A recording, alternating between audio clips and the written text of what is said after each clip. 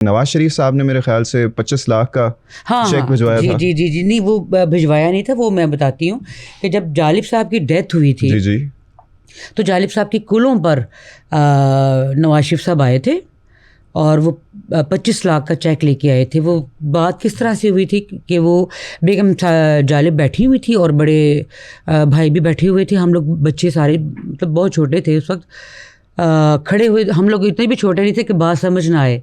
तो हम लोग बैठे हुए सारे देख रहे थे पीछे खड़े होके ना।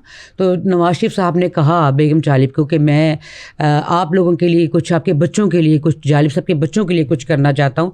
तो मैं चाहता हूँ कि उनके बच्चों को मैं बाहर सेटल करना चाहता हूँ। तो बेगम जालिब ने कहा था कि जी बहुत शुक्रिया आपका, मेरे शौहर ने मुझे सख्ती से मना किया है कि आपके पास बहुत सारे सियासतदान आएंगे, बहुत बड़े बड़े लोग आएंगे मेरे जाने के बाद, तो उनसे कोई हेल्प नहीं लेनी है आपने।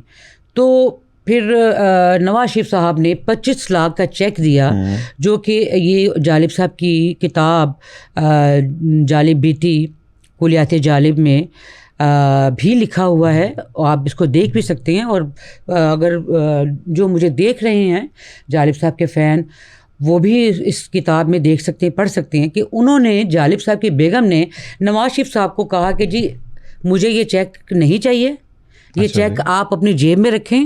इन्हीं लफ्ज़ों में ये लिखा हुआ है, अखबार में भी आया था कि ये चेक आप अपनी जेब में रखें। आप एक दरवेश के घर आए हैं, आपने अपनी इज़्ज़त में इजाफा किया है, मेरे ऊपर कोई एहसान नहीं है।